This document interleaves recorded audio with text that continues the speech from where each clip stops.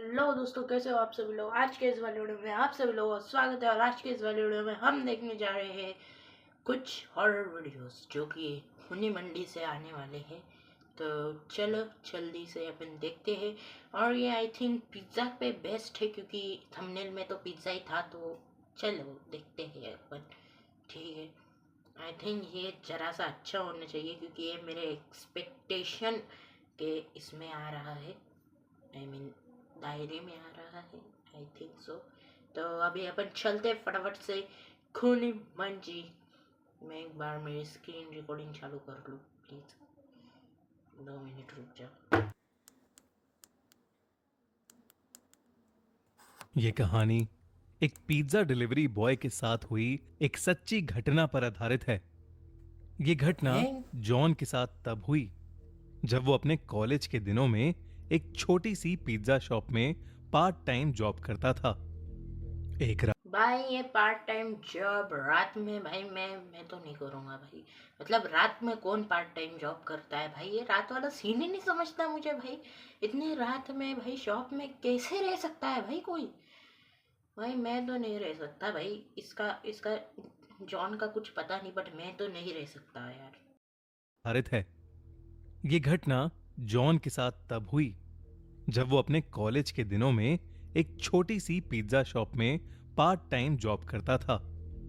एक रात करीब 1 बजे जब जॉन अपनी शिफ्ट खत्म करके घर के लिए निकलने ही वाला था, तब अचानक ही पिज्जा शॉप का फोन बजा।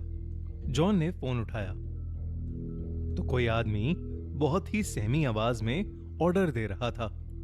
पहले तो जॉन ने ऑर्डर लेने से मना करने का सोचा क्योंकि पिज्जा शॉप का क्लोजिंग सही बात टाइम है भाई, मत कर। ऑलरेडी हो चुका था। हाँ। मगर जब उस आदमी ने 4 लार्ज साइज पिज्जा ऑर्डर किए तो जॉन ने ऑर्डर ले लिया क्योंकि अक्सर भाई बड़े इसके ऑर्डर तनख्वाह पर बढ़ती है क्या फिर एक अच्छी ज्यादा ऑर्डर खासी से। टिप भी मिलती थी और जॉन को पैसों की जरूरत भी थी। जॉन जल्द से जल्द पिज्जा लेकर डिलीवरी करने निकल पड़ा। डिलीवरी एड्रेस उस पिज्जा शॉप से काफी दूर शहर के आउटस्कर्ट्स में था। देर रात हो चुकी थी और वो रास्ता भी काफी सुनसान था। सड़क कच्ची थी और उसके दोनों तरफ बहुत सारे जंगली पेड़ पौधे थे। रास्ते में कोई स्ट्रीट लाइट भी नहीं जल रही थी, जिसकी वजह से वहां अंधेरा ही अंधेरा था। कुछ और देर की ड्राइविंग के बाद जॉन उस एड्रेस पर पहुंच गया। वो ये एक ऐसे बहुत ही लोकेशन पे पुराने रहते दिखने क्यों वाले है। अजीब से घर के सामने खड़ा था। वो घर फॉरेस्ट एरिया के अंदर था और उस घर की कोई भी लाइट नहीं जल रही थी, बल्कि आसपास कुछ हलचल भी नहीं थी। बिल्कुल ऐसा लग रहा था कि जैसे वो घर सालों से वीरान पड़ा है भाई और उस घर ऐसे में कोई रहता ऐसे ही घर ना में। हो। जॉन उस घर को देखकर थोड़ा घबरा रहा था, इसलिए उसने अपने मैनेजर को कॉल किया। वो अपने मैनेजर को वो सिचुएशन एक्सप्लेन करके वहां से वापस चले जाना चाहता था, लेकिन उसके मैनेजर ने फोन ही नहीं उठाया। जरा सा जॉन अगर कंफर्टेबल हो बिना बस। मैनेजर को बताए वो चारों पिज्जा वापस ले जाता तो उसका मैनेजर उससे बहुत ज्यादा गुस्सा हो जाता और उसकी सैलरी भी काट लेता। इसलिए जब बात बड़ा अजीब भाई मैनेजर है भाई। उधर भाई कोई हो भी नहीं सकता है ऐसी जगह पे भाई। उधर एक लाइट भी नहीं है।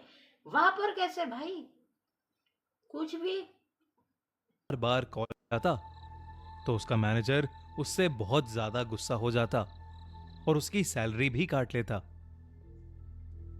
इसलिए जब बार बार कॉल करने पर भी उसके मैनेजर ने फोन नहीं उठाया तो उसने एक बार उस घर के पास जाकर डिलीवरी ट्राई करने का मन बनाया। जॉन जैसे ही आगे बढ़ा, उस घर के अंदर की एक लाइट ऑन हो गई। ओके। जॉन को थोड़ा सा कॉन्फिडेंस आया कि शायद यस। अंदर कोई है। हाँ। उसने डोरबेल बजाई और जोर से कहा, पिज्जा डिलीवरी। मगर कुछ देर तक किसी ने दरवाजा नहीं खोला। What the heck? जॉन ने फिर से बेल बजाई तो उसे अंदर से किसी के कदमों की आवाज आई, लेकिन फिर से किसी ने दरवाजा नहीं खोला। अबे ये मजाक कर रहा है क्या? जॉन वापस जाने ही वाला था कि अचानक से वो दरवाजा अपने आप खुल गया। जॉन थोड़ा That's घबराया strange. हुआ अंदर घुसा। हॉल में एक डिम सी लाइट जल रही थी और वहां कोई भी नहीं था। भाई ये जरा सा पुराना जॉन सा ने है आवाज यार, but लगाई। अच्छा दिख रहा है। हेलो, कोई है? प्लीज अपना पिज्जा ले लीजिए। तभी जॉन ने देखा कि हॉल में पड़े सोफे के नीचे एक काली बिल्ली निकलकर एक रूम की तरफ भागी। जैसे ही वो बिल्ली अभी ये उस हो रूम ही में जाएगा घुसी, ना उसके पीछे।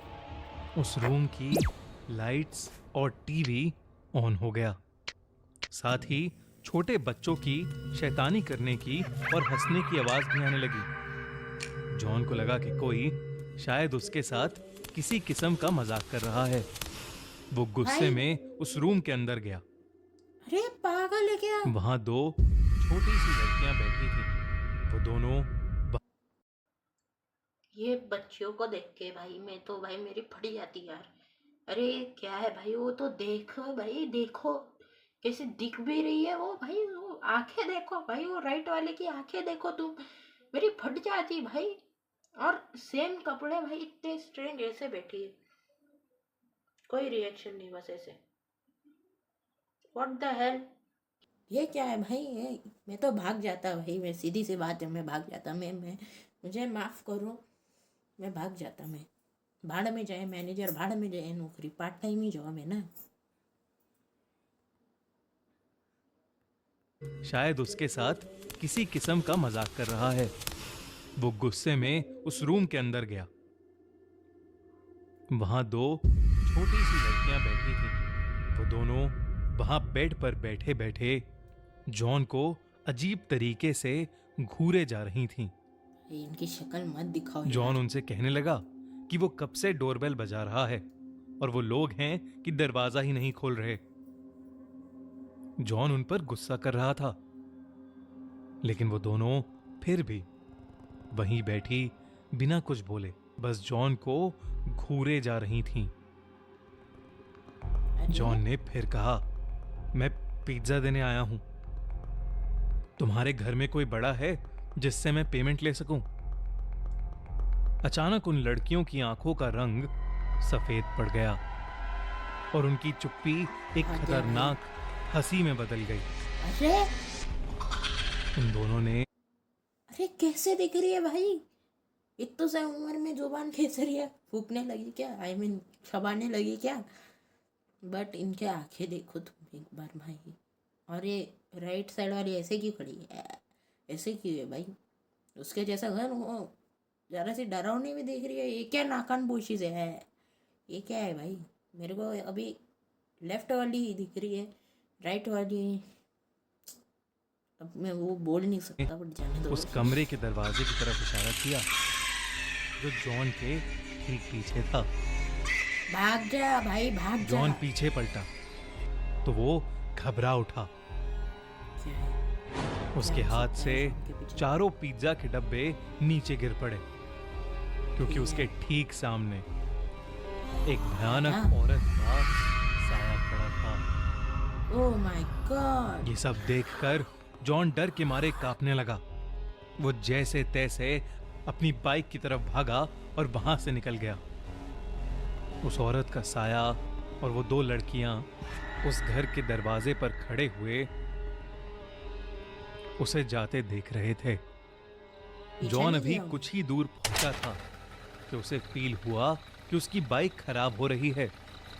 स्कूटर है वो, एकदम से बाइक के घिसटने की आवाज आने लगी फनी बनाने के और लिए बाइक उसको बंद ऐसे पड़ गई। उसको- सहमा हुआ जॉन बाहर निकला और उसने देखा कि उसकी बाइक का टायर पंक्चर था। उसने डर के मारे पुलिस को फोन मिलाया और जल्द से जल्द मदद मांगी।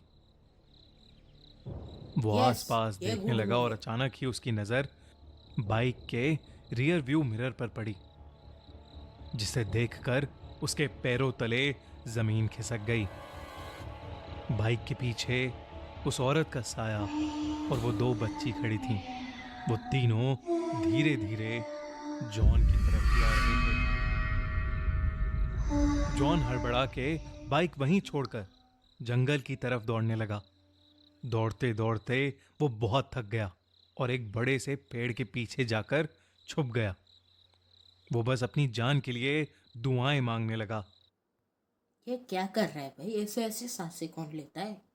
ऐसे ऐसे कौन सांसें लेता है? मैं डिस्को डांस कर रहा हूँ ऐसा लग रहा है। एक तो मैंने ये इतना बड़ा सेटअप किया है हॉरर सा, तुमको मतलब मैं खुद डर सकूँ उसके लिए इतना अंधेरा किया मैंने। और क्या यार, एक्सपेक्टेशन तो थी मुझे, बट अभी जाने दो। कि कुछ ही देर में उसे दूर से पुलिस सायरन की आवाज आई और उसने पुलिस अपनी आ बची गई। हुई हिम्मत लगाकर अपनी बाइक के पास वापस दौड़ना शुरू कर दिया। वो वापस अपनी बाइक तक पहुंचा तो उसने देखा कि पुलिस उसकी बाइक की इन्वेस्टिगेशन कर रही थी। उसने पुलिस को सब कुछ बताया और उन्हें उस घर तक ले गया। पुलिस ने उस घर के अंदर जाकर जांच पड़ताल की, सॉरी मैन को। लेकिन उन्हें एक जंगली बिल्ली के अलावा उस घर में कोई नहीं मिला। अगली सुबह जॉन को यह पता चला कि वो घर पिछले 3 सालों से खाली पड़ा है। भाई ये जॉन थोड़ा सा पागल वागल है क्या? अभी उसके साथ इतना बड़ा कॉन्सिडेंस तो नहीं हुआ, सॉरी, उसके साथ इतना घपला हुआ है, 3 भूत उसके पीछे पड़े हैं और वो जॉब अभी भी नहीं छोड़ रहा। अबे भाई पार्ट टाइम जॉब है, कोई दूसरी ढूंढ ले, है कि नहीं? पार्ट टाइम ही तो जॉब है भाई तुम्हें। हाँ मुझे पता है उसके पैसे की ज़रूरत है, बट दूसरी भी जॉब रहती है जो तुम ले सकते हो यार। क्या कर रहे हो भाई? Good man, what are you doing? But अभी ऐसे और भी तो और बात हो सकती है। 3 साल पहले उस घर में एक औरत और उसकी 2 छोटी बेटियां रहती थीं, जिनका एक रोज अचानक मर्डर हो गया था। ये जानकर जॉन के होश उड़ गए। उसे समझ आ गया कि उस दिन जिन लोगों को उसने देखा था वो उस औरत और उसकी छोटी बच्चियों की आत्मा ही थी, जो शायद आज भी उस घर में कैद है।